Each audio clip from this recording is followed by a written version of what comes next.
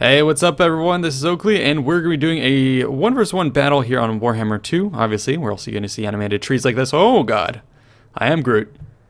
So yeah, this is going to be an interesting matchup, one that I actually haven't done yet. It's going to be the Wood Elves versus Skaven. So, Wood Elves, what do you expect from them? Well, lots of archers, very kitey, very mobile, but still having a little bit of resilience in terms of treekin. And multiplayer, MP Crossroads map is pretty good for them in the sense that they can kite for days. It's a huge open map with good visibility. Now, on the other side, if you're going as Skaven, well, Skaven, if they do want to overwhelm you, they do have somewhat of an advantage of open terrain, but being that they can be somewhat weak and vulnerable, they do kind of want to have the advantage of some cover. Then again, their war machines are very powerful, and they do benefit from large open lines of sight, especially the warp lightning cannon. So that is what my opponent is thinking. He has brought 2 of these, and they have, it looks like here, are already turning, and they've probably, if you can zoom in on these guys and trace a line, I 100% guarantee that that line is traced immediately on my lord. He saw that my lord was deployed here, and he's going to be going for her, which is a good bet. Sniping an enemy lord like that early on is very, very critical. So that's what he is going to be doing. We can take a look at his build. Basically, he has warp lightning cannons where he's going to snipe at whatever high value stuff I have as I move up. He then has some night runners with slings, and those are just going to be trying to pepper some of my archers, exchange decently. And then the rest of his line is going to be Plague Monk sensor bears, and then an outlying, clan rat and clan rat with spears composition. So pretty interesting. Looks like he's expecting these guys to try and trade with my archers. Not really. I don't really think that's going to do too much. But, they're cheap. Might as well have them to tie me down. The incorporation of the Plague Monks is a iffy idea, I would say, mostly for the fact that they just don't have much armor, and so if my archers get at them, they're going to be taking quite the beating. Then again, he could benefit from some anti-infantry, but I would have gone maybe a little bit more storm vermin, or a little bit more maybe even a doom wheel would have been good for catching up with my archers. Looks like he's gone for his mobility instead, is going to be these rat ogres, which is a decent pick, but I have some wild riders in the mix. So look at my deployment. I decide to Vanguard deploy a fair amount of my forces. The Wood Elves are able to do that. So I have the top tier Way Watchers. These guys are going to be moving forward. Master Ambusher, Vanguard deploy, armor piercing missiles, 360 degree shots, firewalls moving, lots of benefits to them. So yeah, they're going to be moving up, and you can see they're still hidden. So my opponent only sees me deployed here with some of these early, Dryad forces that are moving up. And then I have a couple Wild Riders scattered about with some Dryad support as well. So Way Watcher is going to be making the rounds there. So I've got 3 of those Way Watchers, 2 of the Wild Riders, and then 2 Dryads as well, all Vanguard deployed. My hero is going to be making her way around there. And I just want to try and find a way to get around his lightning cannons. He only has 2, and I have enough forces to get out of their field of vision. So yeah, my goal is just get around the flank with these Vanguard hidden forces and try and pick away at his warp lightning cannons. Once those are taken out, he's at my mercy, and then I can focus fire on whatever I want to.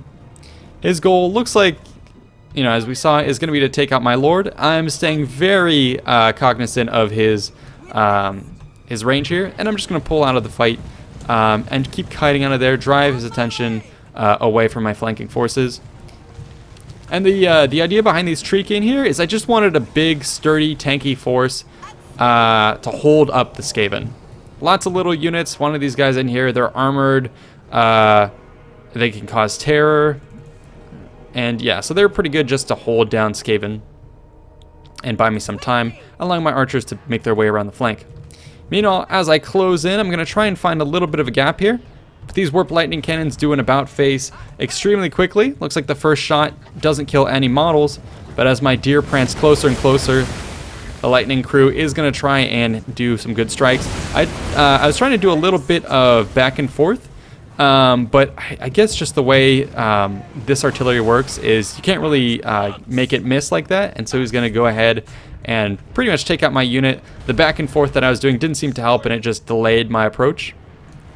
So yeah, he's going to take out one of my Wild Riders, but it does mean that I was able to get in here with my Way Watchers and take a look at these guys as they fire into the ranks of this cannon crew. with the armor piercing, we're already going to be taking out one of these guys. And yeah, so now he's going to be focusing fire on the next priority target. But I have 2 Weight Watchers firing into these. And there you go, another one down. So, you know, I'm going to be trading pretty well. These guys are high cost on my end, but even his focus fire on my loose ranks isn't going to do too much. So there you go, we've shattered one of them, actually destroying all of these pieces of equipment. So that's awesome. Here comes the massive slingers. And you can see they don't do too much damage. I'm going to scare them away with my Wild Riders. And the teeming mass of Skaven here. I'm going to try and make sure that, you know, I probably can't catch up to them. He has rat ogres and stuff nearby, but I just want to prevent them from firing. You know, here we go. We've completely flattened all the siege engines. So there you go. Now I have the range advantage that I was looking for, killing off some of the slingers, and now we're going to be closing for the fight. On this flank, I'm going to be moving up with my Treekin. My war dancers were a little bit overeager. These are anti-infantry getting into the mix against his units. And he has some decent units in the mix. Looks like it's mostly spears, so I should trade well. But as his plague monks, etc. get in here, I'll have to be a little bit more careful. And that's why the Treekin are waiting in, trying to do a fair amount of damage. So here they go. Going to be coming in. These guys are going to be way more resilient. But Skrulk is in the mix. He's a very tanky lord, and so he's going to be helping to force my guys back. Lots of clan rats being raised, so that's pretty dangerous. In the center, rat ogres, oh, bam. Knocked about by my guys. Trees and ogres fighting. Pretty crazy stuff. So yeah, these Treekin were a good choice. They're going to be here to tank out, tie down these enemies. Meanwhile, my archers are going to focus fire on these Plague Monk Censer Bears, absolutely destroying them. These guys are, Plague Monk Censer Bears are awesome.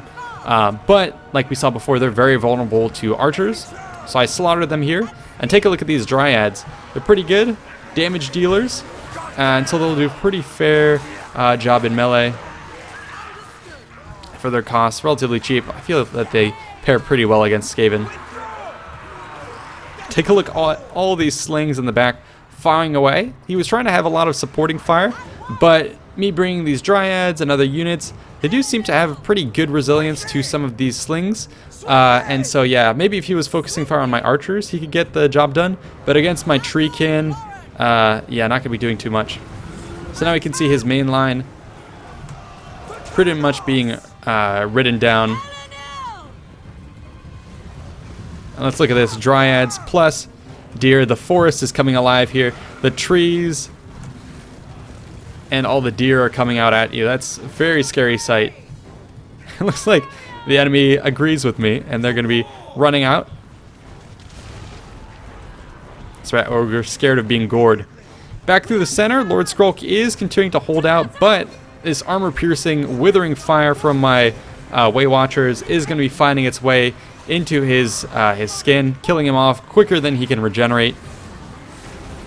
And yeah, I should be able to take him out here pretty soon. His health is dwindling, and I still have my Lord nearby. Where is she? So there she goes. She's going to go ahead and probably pull an arrow out and try and snipe him on his way out. So there he goes. We can watch that. See if she can get that last decisive shot. So there goes the magical bolt. Boom! A couple of them come in and definitely send him head over tail there. But he has just enough health to literally squeak on out of there, continue to make his way. My lady is going to catch up, and she does cast this net on him, one of her abilities, and now she's going to be able to just gauge the distance and get one final shot in at him, or at least attempt to. But it looks like some Skaven are going to try and intercept me here before I could do that. So unfortunately, Lord Skrulk here is going to be able to gnaw his way free of that net and prance back into the battlefield. This concentrated slinger fire was able to see off my Wild Riders once they, you know, stopped. And so now he may attempt to turn the tide, but as we've seen, these Treekin super resilient to this fire.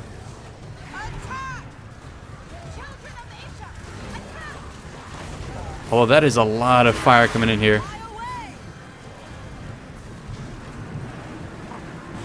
But I have 2 more of them. So yeah, he could focus fire, and that's pretty impressive, but these guys are pretty low on morale. Lord Skrulk is going to be seen off.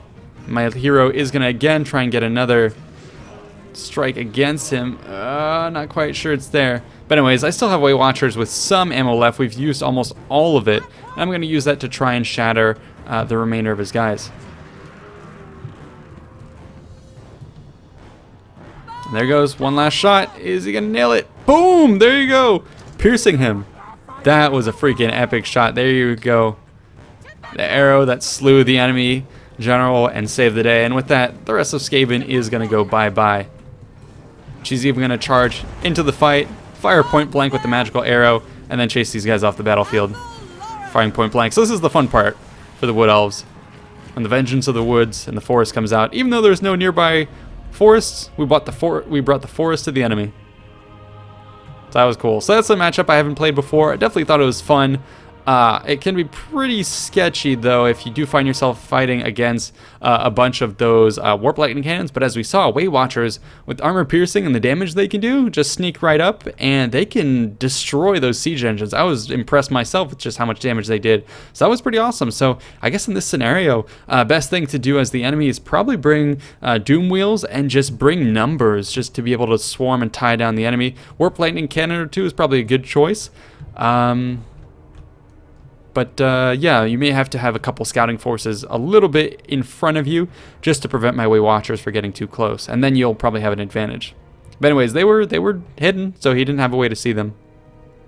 And they were Vanguard deployed as well, so hard to keep track of them. But yeah, that's it for this battle. Let's go ahead and take a look at some of the stats. So one of my Wild Riders, the one that got shot down, you know, no kills to his name. He maybe caught up with one unit, so he was sacrificial.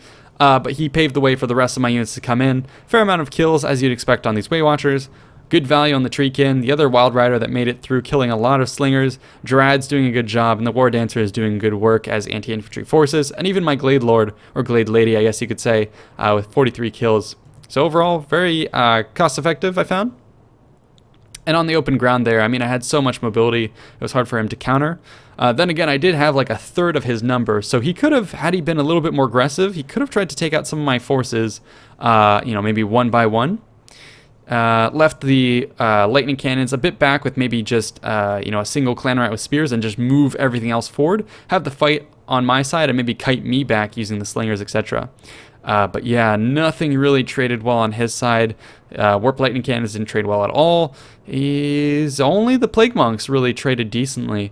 And that was against the War Dancers after they'd gotten a fair amount of kills. So yeah, I won't say it's a hard counter, but certain compositions here can be.